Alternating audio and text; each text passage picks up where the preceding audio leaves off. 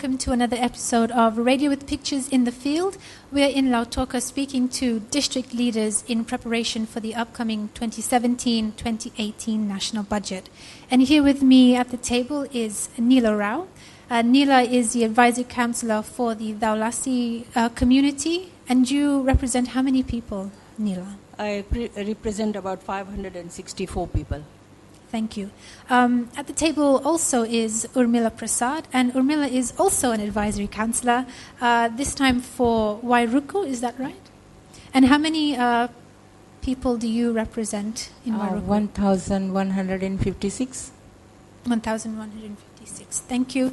And finally, we also have Salome Raqiyawa, and Salome is from the Nalalawa Women's Club, and you represent 50 women. Is that right, Salome? Yes. Thank you very much.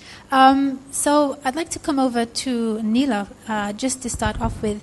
And Nila, for the leaders of Rakiraki, and thinking about the fact that we have, the 2017-2018 budget coming up very soon, what is the development priority for the women leaders for the leaders in Rakiraki? Our main priority at the moment is urgently we really need the Wailika River to be dredged. Like all the people in Fiji there now, whenever there is a heavy rain in our area, that river gets flooded very quickly, flash flooding occurs. And then once that river gets flooded, the surrounding flat area also gets flooded, and then we don't have any access to town, and we don't have any access to the medical services. So all the people of Rakiraki are cut off from the town and from the hospital. So really you're talking about flood prevention in Rakiraki. Yes. With a very specific example of what can be done. Yes. Maybe if I can come over to Salome, for you in your community and the Nalalawa Women's Club, your community faces flooding and is affected by flooding, is that right? Yes, Alisia. And when you're talking about flooding and flood prevention, how important is it for the women in your community? Because it's not just about, the flood comes and the flood goes away. It has a lasting impact on the lives of communities. So talk to me a little bit more about that. When there is flood, the most one are affected are the women, especially the pregnant women, not forgetting the people who are living with disabilities. When Rakiraki town is flooded, not only Rakiraki community or the area near Rakiraki is affected, the whole of Ra province is affected. Because Rakiraki is our main town. We are going for shopping and for our district hospital. So whenever it's flooded, the whole of Ra province is affected. That's a big area, with a lot of people being affected. But I think it's also not an issue just for Rakiraki, but it's affecting a lot of communities across the Western Division. So would it be fair to say that it is a national priority to affect? Yes. Thank you very much. Coming over to Urmila, I think this is the first time that you and I have met. Is that right? Yeah. It is. Okay. So it's really good to have you here, Urmila. For you as an advisory councillor in the Wairuku communities, what is the impact, for example, of the heavy rain and the flooding, or the environmental impact on the people in your community? Is it similar? Are you also facing similar issues?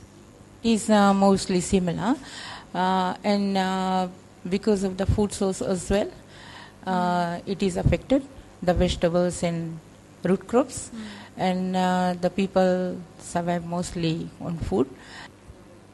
Are restricted from all these, and also the cane farmers, most of them are cane farmers, and their farms are washed away.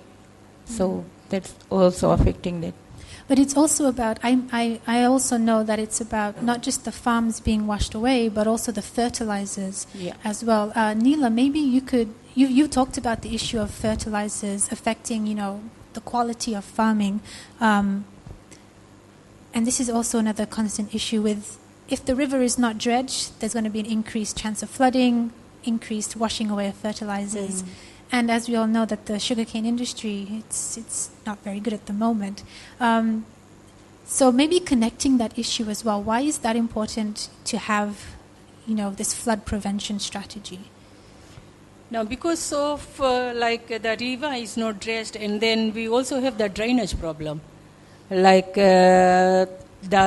all the creeks and the drains, they are clogged. And if they are dressed or they are dug, then we'll have like the farms will have better production. I mean, if you look at Rakiraki, the cane production has gone down. The mill is closed. It will be closed for the next 3 years. They are not going to do any work on the mill. So, and they are saying once the production goes up, then they will have a review after 3 years. Then they will decide whether they are going to repair the mill or build a completely new mill in Rakiraki or not. So this flooding problem is having a lot of effect on everything at the moment in Rakiraki. Thank you. And it seems that if they don't address the issue of flooding, and then that affects the tonnage production, for example, on the farms. The tonnage, it has gone down. It has really gone down. The other interesting thing for us to know is that, like when we were very small, the barge the river was used by a barge. There was only one shop in Rakiraki at that time, MH, and they used to carry things to the shop via barge. And the barge used to use the Waileka River. And just imagine now, if you look at the Waileka River, it's like a creek. Because of the silt, and it has become almost like a creek. Doesn't look like a river anymore. And when there is flooding, so it is having a lot of effect on the businesses around town. And most of the shopkeepers, the businessmen, they are thinking of closing down, because the biggest flood that we had in December, at that time, almost all the business people, they lost their things. Some of them lost everything in their shop. So, every now and then there is flooding, and it's having a lot of effect on everything at the moment in Rakiraki. Thank you, Nila. Urmila, you raised about food source, but I'd like to come over to Salome, because I remember you were saying about, even though you have this flooding, there are very innovative ways that the women in your community are coming up with income-generating projects, for example. So maybe if you talk a little bit more about what are the women doing to overcome flooding in their communities as a way of overcoming flooding in their communities. What are the women doing? Yes, Alisia, one of the words that you have mentioned for the money income generating project, some villages are opt for that, like they have been started their beekeeping. Like for my village in Nalalawa, but there are other areas in my community in Nalalawa which consist of 18 villages, the one that needed to be done. So that's one way of combating poverty.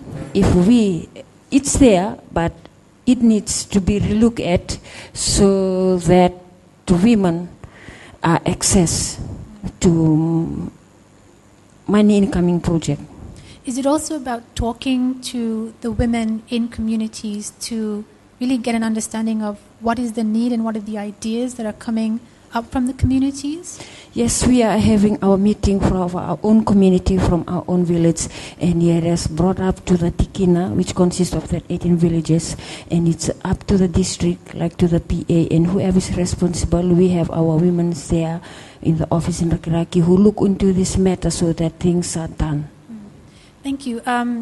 If we could talk to, I think it's a really good time now to talk to Urmila and Nila, because you're both the only two female advisory councillors in Rakiraki. Is that right?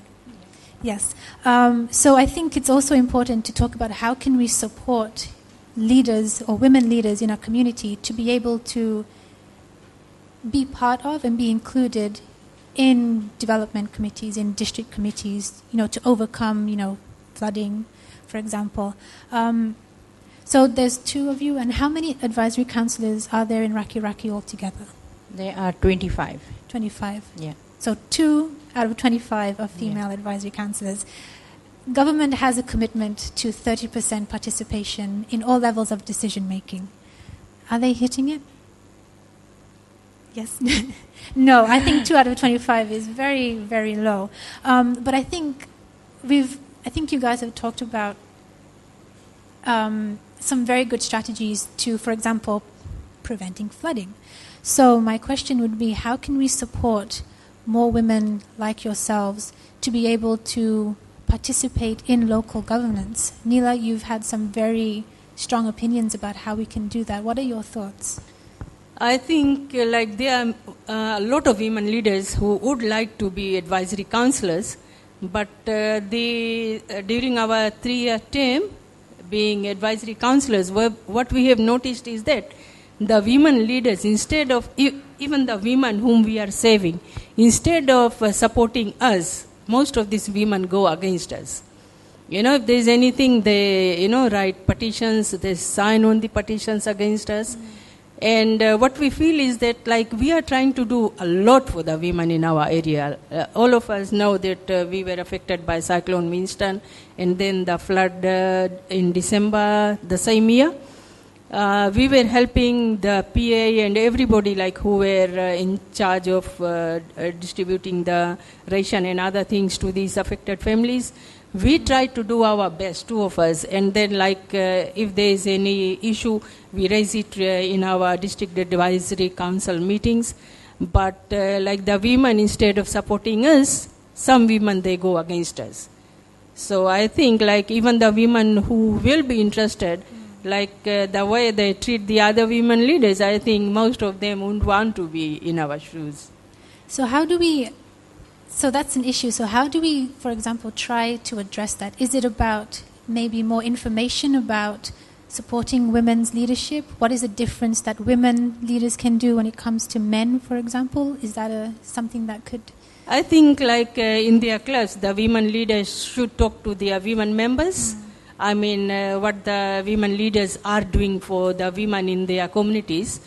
And if the women start supporting the women leaders, I think we'll have a lot of other advisory councillors coming up to take up these posts. And for you, Urmila, you're also in your 3rd year of being an advisory councillor. Your experiences in terms of being a woman leader and, trying to have the issues of the community addressed, what would be your one sort of takeaway lesson that you would like to also have for other women who want to participate in local governance? Other women just come out of their homes and they join us. And also, if they want to learn anything from us, they can come out and they can ask us. And awareness in the clubs about the leadership. And I think more women should come out and attend leadership courses as well, so that they know about what leadership is. And as Mrs. Rao said, that they criticize, and discrimination also is there with the men, because they think that we can't sit with men and have meetings. We can't attend those kind of things and in a grok session or something like that. So if they know that we also are human beings and we can participate in any meetings or under any grog session or anything like that, it doesn't matter we don't drink grog that we can't attend a meeting. So if they get this in mind, and then I think it will improve. Thank you, Urmila. And finally, just one more word from you, Salome. You've participated in quite a few family convenings at the district, but also at the national level, and you're a leader in your community. For example, you have spoken to the Turangani Koro about flood preparation and Women's Weather Watch. What is the value for you on having women leaders taking up positions of leadership in governance structures, for example? One of the things that I've seen, mostly women, when affected, they react well with women instead of men. So if we can have that 30% participation of women, I think we can lead a better government in Fiji. So that when more women are there, women are secure to share their problems or their views or what they're facing in everyday life. So equal participation is a must. And having that equal participation and 30% participation at a minimum also requires resourcing as well.